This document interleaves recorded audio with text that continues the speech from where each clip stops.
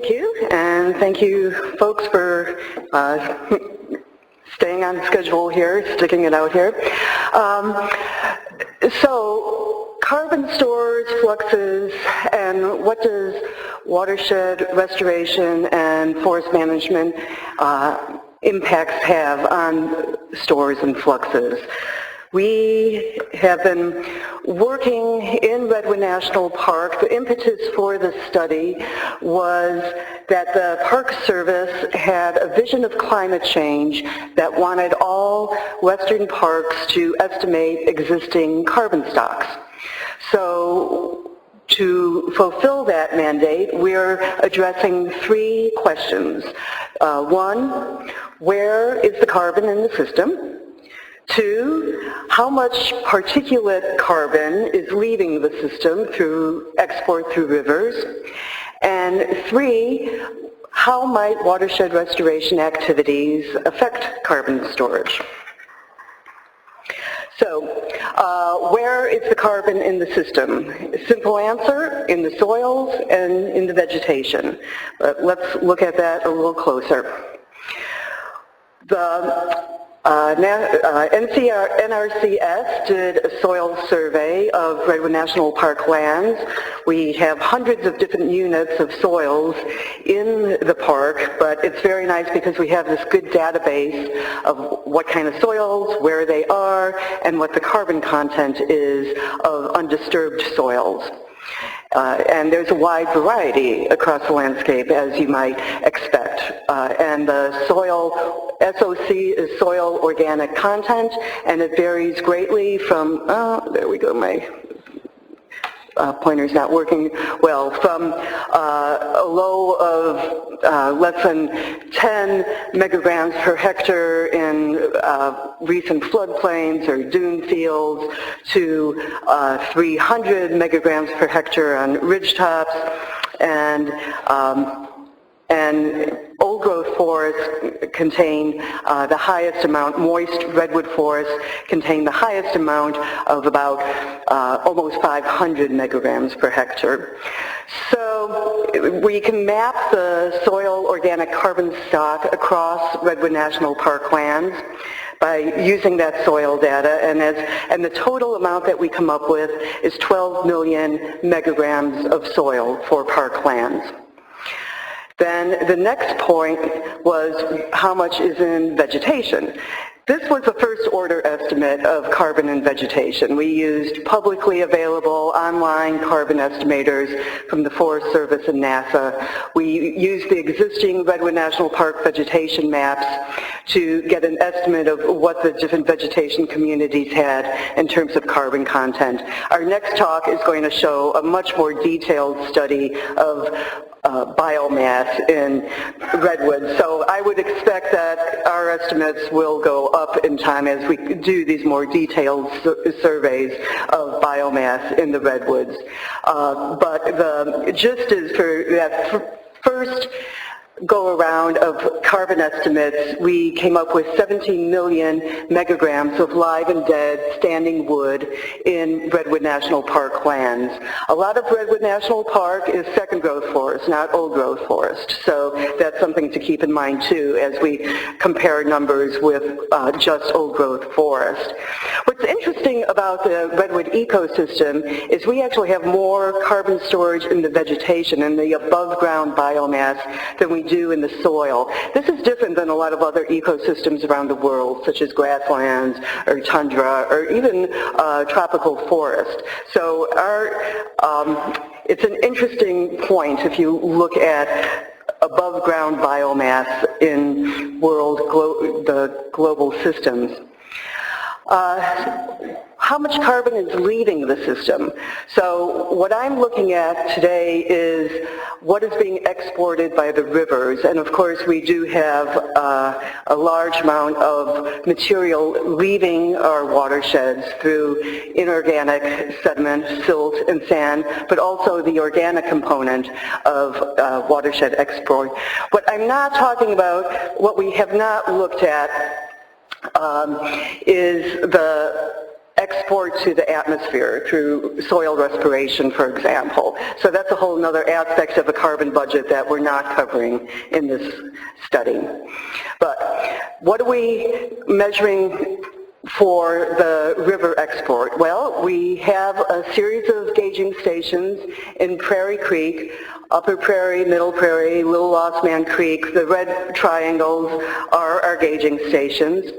And this is an example of one of the gauging stations. You can see good forest cover. There's a boom over here that it holds a turbidity probe. There's automatic pumping that takes sediment samples during storms, and we have water discharge measurements.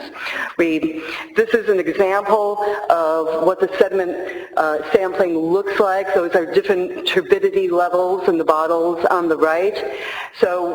But as I'm saying, what you see might look like mud. It's not just mud. There's also an organic component to the sediment in those bottles.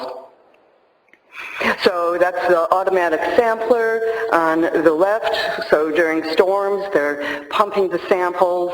And we took the samples, we did a loss on ignition test on the sediment, and we can relate that to turbidity. And there's a decent relationship between the amount of organic material in the sediment and turbidity.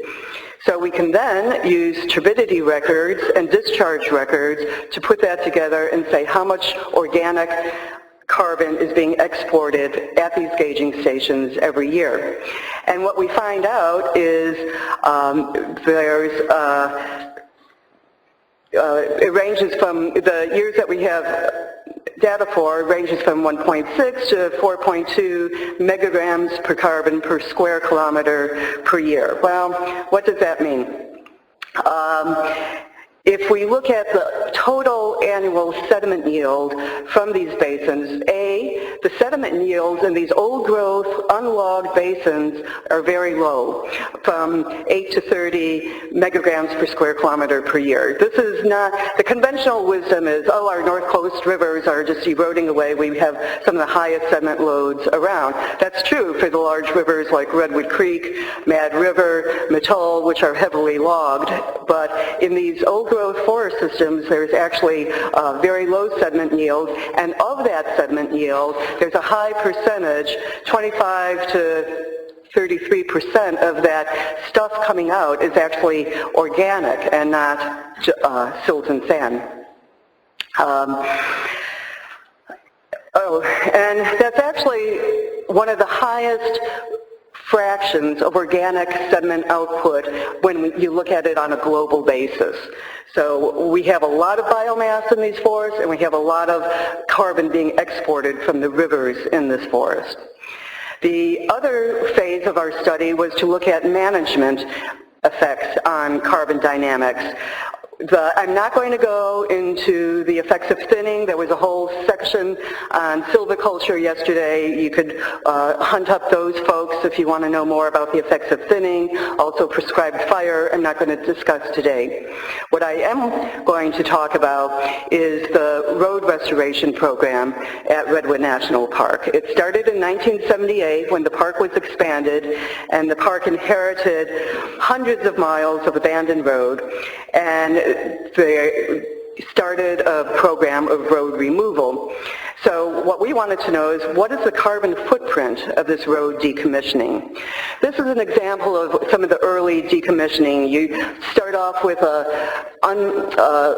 compacted, unvegetated road prism. Heavy equipment excavates that road prism to remove the culvert, to get the water free-flowing across the road prism again. And then after about 5 years, that lower section, you can see the alder revegetate these slopes pretty quickly. This was an early type of road removal we call decommissioning. It was mostly decompacting the road surface and removing the culverts. I'll show you a more recent technique in a minute. In 1978, you can see the road density, the upper part there in the beige, that was Redwood National Park lands, and by 2010 we've removed about 425 kilometers of road in the Redwood National Park lands. So what's the carbon footprint of this road decommissioning? Well, we had to look at the diesel consumption and CO2 emissions because much of the road work is done by heavy equipment. There is a loss of forest that was growing adjacent to those roads that gets cut down during rehab, and there's also some short-term soil loss. Then we balance that with the carbon savings, which is revegetation of the road prisms, prevention of soil erosion, and eventual carbon development on those road prisms. So to look at carbon emissions, we actually went through 135 project reports and contracts to count up number of hours of equipment use, the type of equipment. We also factored in the truck use by field crews going back and forth every day. And so we got a total amount of CO2 emissions due to the heavy equipment part of things. The second part was to quantify the loss of vegetation because, as I said, some vegetation is cleared during road removal. And it might not sound like a lot, but you actually look at an air photo and all those bare spots is vegetation that was removed during road rehabilitation. And at this point, the vegetation is 40-year-old second-growth forest that's being cut down to treat the road surfaces.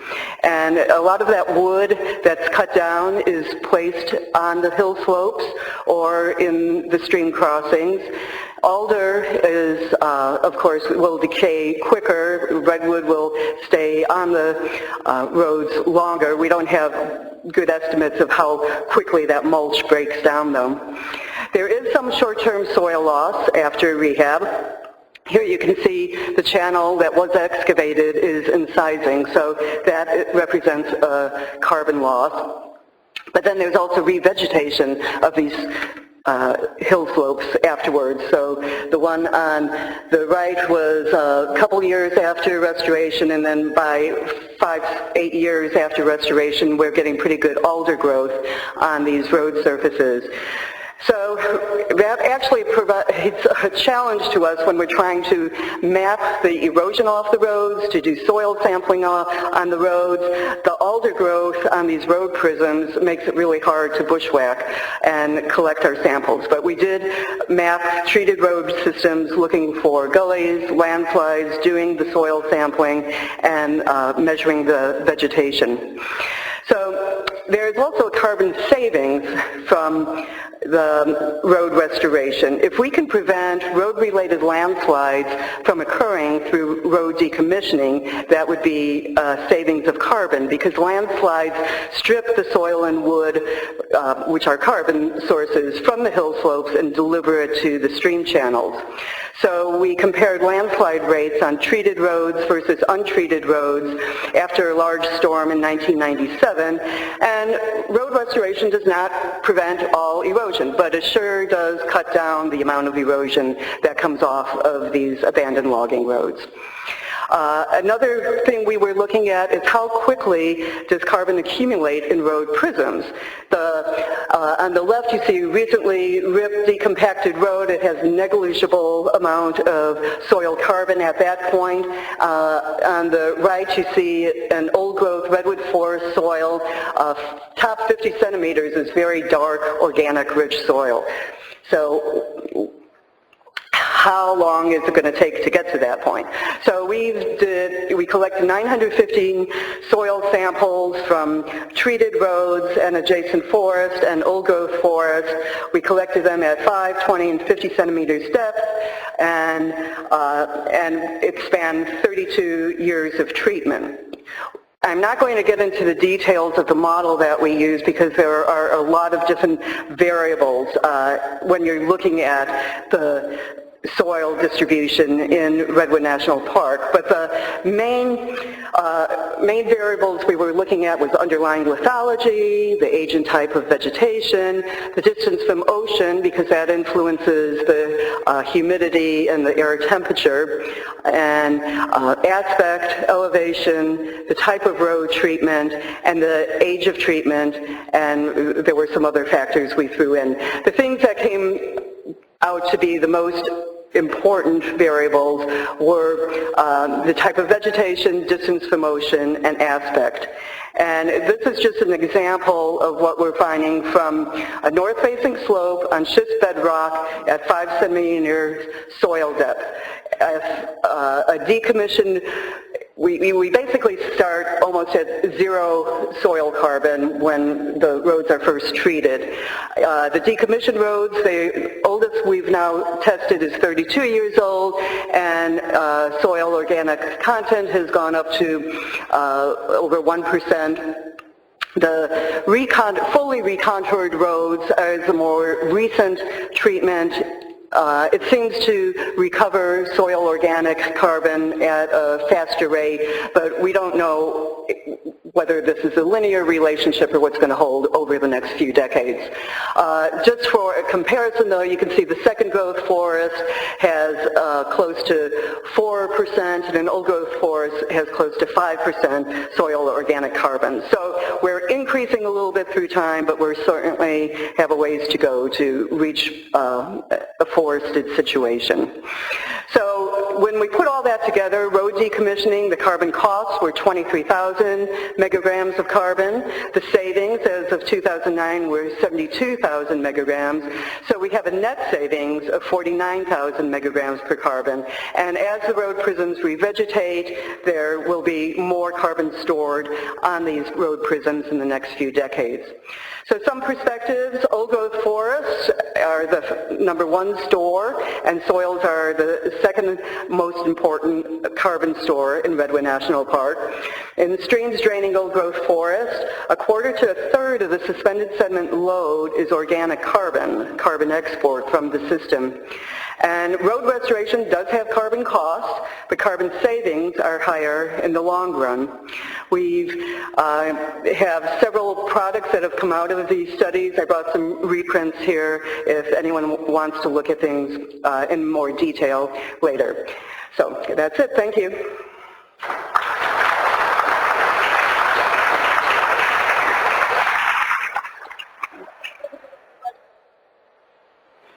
Yeah. Does decommissioning these roads result in fewer vehicle miles traveled to give you additional carbon benefit, or were these roads essentially already closed and not seeing any vehicle traffic? Most of them were already closed. They were abandoned forest roads that weren't being used by the forest industry anymore. They were in Redwood National Park. A few of them were service roads, so there was a minuscule amount of mileage saved, but that wasn't the main result of the road closures. Yeah. Exported carbon, how stable is that? How long-term or short-term is the integration? Boy, that is a controversial question, because some people say when it goes down to the ocean it becomes a carbon sink because it gets buried and it stays there for a long time. It really depends on the ocean dynamics, whether it gets caught up in the water column and is processed, or if it gets buried. And then we also have estuaries where it can sit for a while. Then there's, I didn't even get into climate change, but climate, if we're raising the temperature, that can change the whole carbon accumulation and export system as well. I would love to know where that exported carbon actually comes from. Is it from the soil? Is it from the vegetation? Is it from in-stream, like algal production? And that would take a higher level of analysis with isotopes, and we just haven't gotten to that point. If you